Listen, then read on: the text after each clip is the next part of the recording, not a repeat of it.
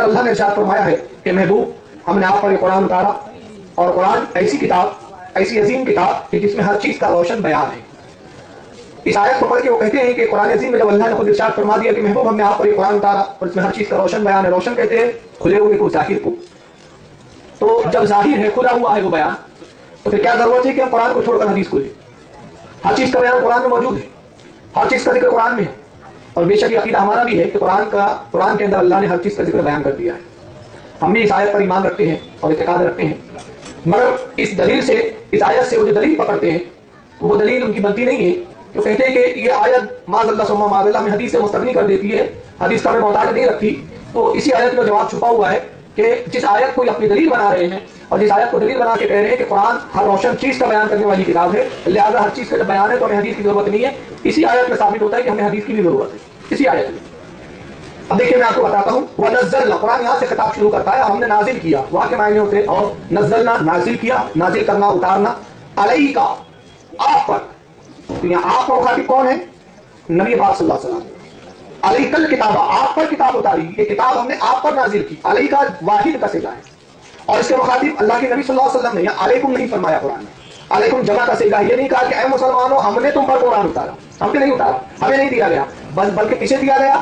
نبی پر اتارا۔ علی کا یہاں واحد کا صیغہ استعمال کر کے نبی کو مخاطب کر کے اور نبی کی ذات کو مخصوص کر کے قرآن یہاں خود اعلان کر رہا ہے کہ ہم نے قرآن اپنے نبی پر اتارا، لہٰذا تمہیں قرآن فہمی سیکھنا ہے، قرآن سمجھنا ہے تو ہمارے محبوب کی سہارے سیکھنا پڑے گا، کیونکہ نازل پر کیا۔ میں اس کی ایک مثال دے دوں، مثال بہت چھوٹی سی ہے۔ ایک شے ہے میرے پاس، مثال کے طور پہ یہ سمجھ لیجیے کہ میرے پاس ایک بہت بڑا خزانہ ہے، میں سمجھانے کے لیے کہہ رہا ہوں، اتنا بڑا خزانہ ہے نہیں، حالانکہ ایک مثال دے رہا ہوں، میرے پاس بہت بڑا خزانہ ہے جس میں ہیرے ہے، جواہرات ہے، میں بہت امیر قبیر ہوں، میں بہت پیسے والا ہوں، بہت روپیہ والا ہوں۔ میں نے ہزاروں لوگوں میں سے ایک شخص کو بلایا، اور اس شخص کو بلایا جس سے میں بہت محبت کرتا ہوں، جس کو میں بہت چاہتا ہوں، اور بلا کے کہا دیکھو یہ خزانہ ہے، اس میں ہیرے ہیں، اس میں جواہرات ہے، اس میں دابینے ہیں، اس میں زیورات ہے، اس میں مال ہے، روپیہ ہے، اناج ہے، یہ سب کچھ خزانہ ہے، یہ سارا خزانہ میں تمہیں دیتا ہوں، یہ میں نے تمہیں دے دیا۔ تو اس کا کیا مطلب ہوا؟ صاف مطلب ہوا کہ ہر سننے والا سمجھے گا کہ اتنے تمام لوگوں میں جس کا انتخاب کیا گیا وہ سب سے زیادہ قابل ہے۔ اتنے لوگوں میں کسی کو اور کو نہ دیتے ہوئے اس شخص کو جو انہوں نے خزانہ دیا، اپنا مال دیا، اپنی دولت سونپی، یہ بہت قابل ہے۔ اور سونپ کر میں کہتا ہوں کہ دیکھو یہ میں نے تمہیں دیا، اور تمہیں دے کر میں کیا اعلان کرتا ہوں کہ تم جس کو چاہو دو۔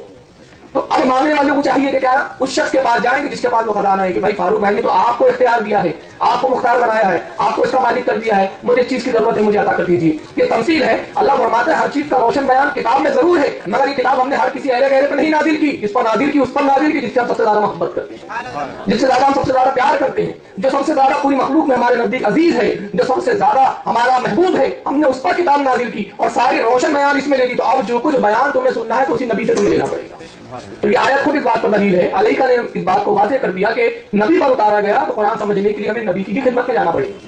اور ایسا تھا کیا عرب کے لوگ عربی نہیں سمجھتے تھے؟ ان کی تو مادری زبان تھی، دن رات عربی میں کلام کیا کرتے تھے، مگر قرآن فہمی ہر صحابی کو نہیں عطا کی گئی تھی۔ اللہ نے جس پہ کرم کیا نبی کے صدقے میں قرآن فہمی عطا کر دی، باوجود اس کے زبان انہی کی اپنی تھی۔ دیکھیے میں ایک چھوٹی سی اس کی مثال دے دیتا ہوں۔ ہماری اور آپ کی زبان کون سی ہے؟ اردو مادری زبان ہے، ہم اردو زبان بولتے ہیں، لیکن میں اردو میں ایک شعر پڑھوں اور تم کہ دیکھیے یہ شعر ہے اور یہ غالب کا شعر ہے، تو کیا ہر وہ بچہ جو اردو بولتا ہے وہ بھی شعر کو سمجھ لے گا؟ نہیں۔ کیوں؟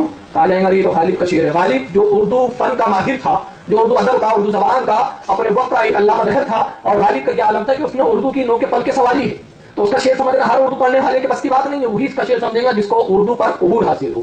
تو اسی طرح قرآن عربی میں ضرور نازل کیا گیا، مگر ہر صحابی نہیں سمجھتا تھا۔ اس کی میں مثال بھی دیتا چلوں۔ حضرت ابن ابی حاتم رضی اللہ تعالیٰ عنہ، صحابی رسول ہے، حاتم تائی کے بیٹے تھے، رسول اللہ پر ایمان لائے۔ ابن حاتم رضی اللہ تعالیٰ عنہ جب یہ آیت قرآن کی اتری کہ اللہ نے فرمایا کہ تم اس وقت تک کھاتے پیتے رہو جب تک سیاہ ڈورا، کالا ڈورا دھاگے کا سفید ڈورے کے مساوی نہ ہو جائے، یا اس میں امتیاز نہ پیدا ہو جائے۔ تو یہ آیت جب نازل ہوئی، باوجود اس کے کہ ان کی زبان عربی تھی، عربی بولتے تھے، حضرت ابن حاتم نے کیا کیا کہ رمضان کے دنوں میں وہ دھاگے کے 2 ڈورے لے لیتے، ایک سفید اور ایک کالا، تکے کے نیچے رکھ کے سوتے، پھر سحری کے وقت اٹھتے، کھاتے پیتے اور سمجھتے کہ سحری کا وقت ابھی ختم ہونے کا ہے، دیکھتے تو کالا ڈورا سفید ڈورا کچھ سمجھ میں نہیں آتا، دس کے بعد دیر تک کھاتے رہتے۔ نبی کی خدمت میں حاضر ہوئے، عرض کیا یا رسول اللہ، قرآن کہتا ہے کہ تم کھاؤ پیو اس وقت تک جب کہ کالا ڈورا سفید ڈورے سے امتیاز نہ ہو جائے، علیحدہ نہ ہو جائے اور مساوی نہ ہو جائے۔ تو اللہ کے نبی میں کھاتا پیتا رہتا ہوں اور میرے کو سمجھ میں نہیں آتا۔ نبی پاک مسکرائے، فرمایا کہ میرے صحابی یہ ڈورے وہ نہیں ہیں جو تم سمجھ رہے ہو، یہ دھاگے کے دھاگے نہیں ہیں، بلکہ قرآن نے یہ تمثیل میں بیان کیا، کالے ڈورے سے مراد رات کی سیاہی ہے اور سفید ڈورے سے مراد دن کا اجالا ہے۔ تو جب نبی نے سمجھایا تب ابن ابی حاتم کو سمجھ میں آیا کہ ڈورے سے مراد یہ ہے۔ اب اندازہ یہاں لگاتے چلے کہ صحابہ اکرام تو قرآن فہمی ان میں سب صحابہ میں نہیں تھی، مخصوص صحابہ تھے جو قرآن فہمی پہ جن کو عبور تھا، تو وہ بھی بعد آئے تھے جب وہ بھی نہیں سمجھتے تو نبی سے سمجھا کرتے اور نبی کی حدیث پر عمل کیا کرتے. تو کہنے کا مطلب یہ ہے کہ قرآن اگر کہہ رہا ہے کہ اس میں ہر چیز کا روشن بیان ہے تو ہر چیز کو سمجھنے کے لیے نبی پاک صلی اللہ علیہ وسلم کے بغیر یہاں چارہ نہیں ہے. تو لیکن قرآن کی آیت ان کی دلیل نہیں بنتی.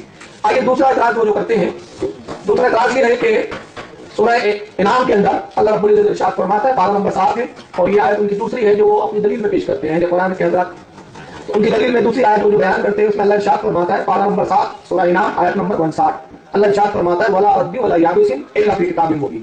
اور کوئی تر یعنی گیلی، جو گیلی ہو بھیگی ہوئی ہو، کوئی تر اور خشک یعنی سوکھی، کوئی تر اور نہ کوئی خشک، کوئی چیز ایسی نہیں جو ایک روشن کتاب میں ہم نے نہ بیان کر دی ہو یا لکھ نہ دیا.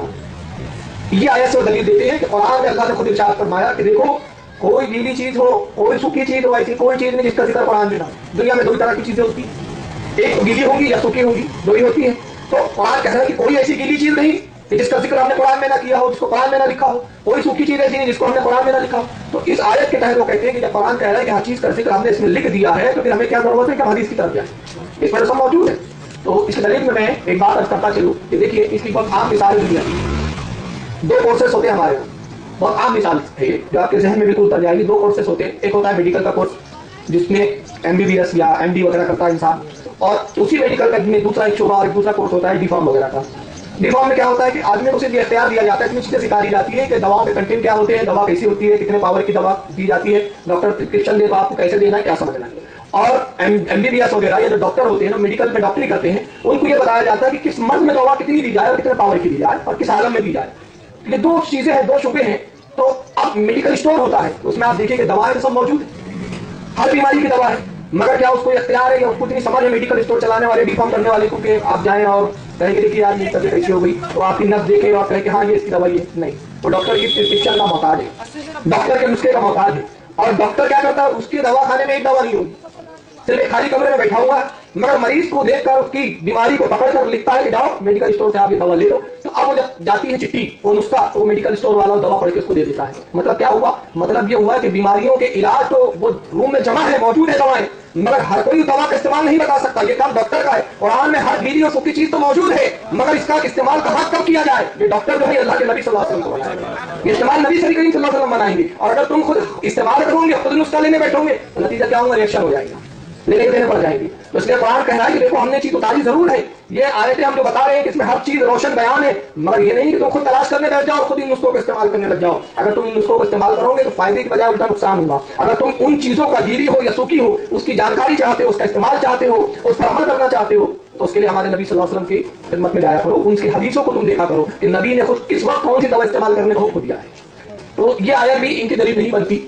اب آگے میں اس کی دلیل میں ایک آخری آیت پیش کر دوں گا اور ان کے دلیل میں ان کی تیسری آیت وہ دلیل میں پیش کرتے ہیں. چنانچہ قرآن کریم میں سورہ قمر ہے اور پارہ نمبر اس کا 27 ہے. سورہ قمر کے پارہ نمبر 27 کی آیت نمبر 17 ہے جس میں اللہ رب العزت ارشاد فرماتا ہے وَلَقَدْ يَسَّرْنَا الْقُرْآنَ لِلذِّكْرِ فَهَلْ مِن مُدَّكِّرٍ. اللہ ارشاد فرماتا ہے بے شک ہم نے قرآن یاد کرنے کے لیے آسان فرما دیا. تو ہے کوئی اسے یاد کرنے والا؟ یہ اعلیٰ حضرت کا ترجمہ ہے.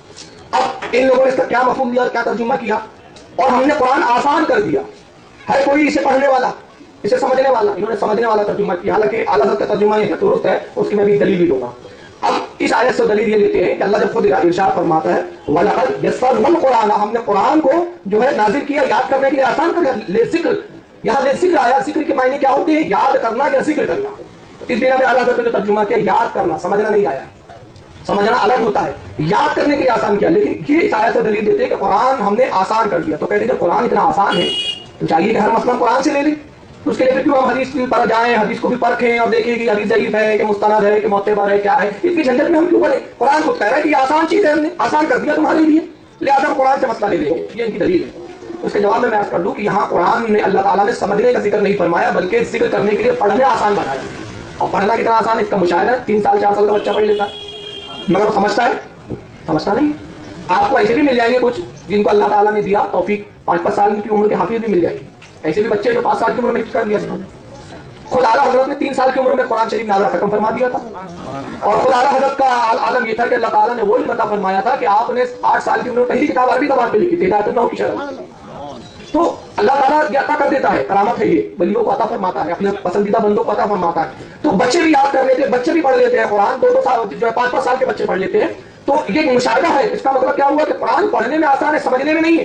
اگر سمجھنا آسان ہوتا تو پھر صحابہ کرام رسول اللہ سے کیوں پوچھتے اللہ کے نبی اس کا کیا معاملہ ہے؟ تو صحابہ کرام رسول کے پاس آیا کرتے تھے، رسول سے پوچھا کرتے تھے. تو اس کا سبب کیا تھا؟ اب آئیے جتنی میں نے آیتیں پیش کی ان کی دلیلوں کی، جس میں وَنَزَّلْنَا عَلَيْكَ الْكِتَابَ، محبوب ہم نے آپ پر کتاب نازل کی، وَلَا رَبِّ وَلَا يَعْبَسِينِ إِلَّا فِي كِتَابٍ مُبِينٍ، کوئی خوش کرتا چیز نہیں جس کا ذکر ہم نے قرآن میں نہ کر دیا. وہ جتنی آیتوں کو دلیل میں پیش کرتے ہیں ان تمام ان کی دلیلوں کا صرف اس آیت میں ہو جاتا ہے کہ اس آیت میں یہ قطعاً مراد نہیں ہے کہ آپ حدیث کو چھوڑ کر اپنے منمانی فتوے لیجیے اور اپنی منمانی شرح کیجیے اور اپنے منمانی طور پر قرآن کو سمجھ لیجیے. وہ کہاں رد ہوتا ہے؟ قرآن ہی میں ہوتا ہے. دیکھیں سورہ جمعہ ہے اور پارہ نمبر اس کا 28 ہے. اللہ رب العزت پارہ نمبر 28 سورہ جمعہ آیت نمبر 2 کے اندر ارشاد فرماتا ہے هو الذی بعث فی الأمیین رسولا منهم یتلو علیہم آیاتہ ویزکیہم ویعلمہم الکتاب والحکمہ. اللہ ارشاد فرماتا ہے وہی رب ہے جس نے ان پڑھوں میں انہی میں سے ایک رسول بھیجا کہ ان پر اس کی آیتیں پڑھتا ہے، ویزکیہم اور انہیں پاک کرتا ہے، ویعلمہم الکتاب اور انہیں کتاب و حکمہ، کتاب اور حکمت کا علم سکھاتا ہے. تو قرآن کہہ رہا ہے کہ کتاب سکھانے والا کون ہے؟ ہمارا رسول. تو اب جتنی آیتوں سے آپ دلیل لے رہے ہو کہ قرآن آسان ہے، آسان ضرور ہے، پڑھنے کے لیے سمجھنے کے لیے رسول کی بارگاہ میں آنا پڑتا ہے. قرآن میں ہر چیز کا روشن بیان ہے، وہ روشن بیان کو دیکھنے کے لیے اور اس کا معائنہ کرنے کے لیے رسول کی بارگاہ میں آنا ہوگا. تو قرآن کہہ رہا ہے کہ ہمارے نبی پر ہم نے کتاب اتاری، ہم نے اپنے رسول کو بھیجا، ان پڑھوں میں بھیجا. اور یہاں ان پڑھ کہہ کر کس کو مخاطب کیا؟ صحابہ کرام کو جو نبی کے دور کے.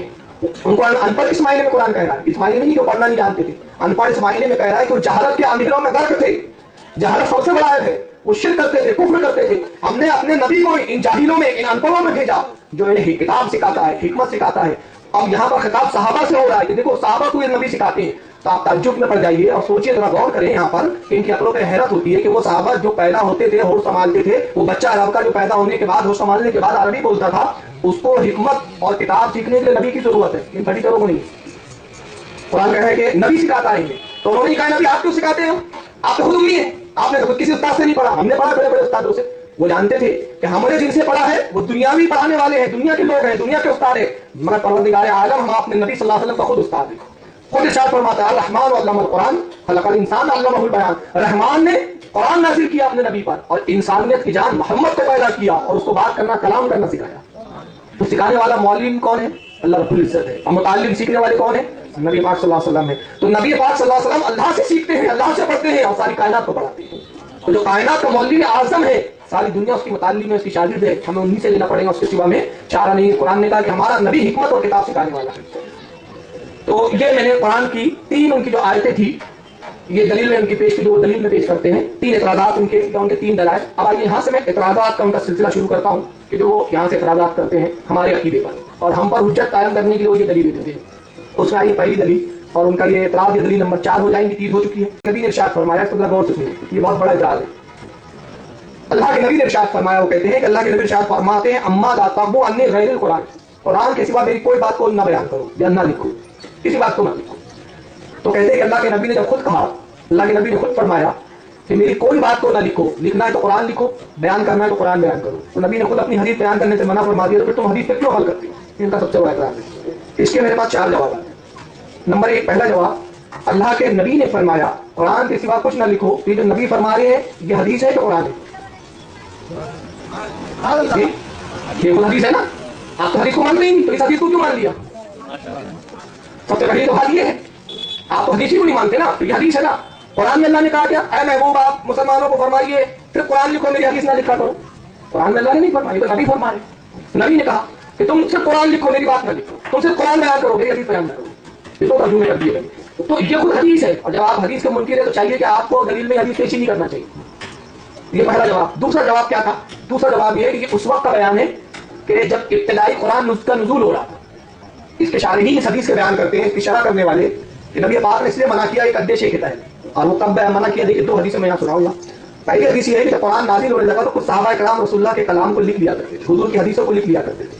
تو اس وقت جب نبی نے دیکھا کہ کچھ لوگ میری بات کو لکھتے تو آپ نے فرمایا کہ مت لکھا کرو، صرف قرآن لکھا کرو. اس کا سبب کیا تھا؟ اس کا سبب یہ تھا کہ صحابہ کرام فرماتے ہیں اللہ کے نبی کو یہ اندیشہ ہوا کہ کہیں ایسا نہ ہو کہ یہ بھی میری بات بھی لکھے اور اللہ کا بیان کلام بھی لکھے، تو آگے ایسا نہ ہو کہ قرآن اور میری حدیث خلط ملط ہو جائے. یہ اندیشہ تھا. کیوں؟ ایمان کا ابتدائی دور تھا، لوگ نئے نئے ایمان لائے تھے. ایک تو یہ اندیشہ تھا.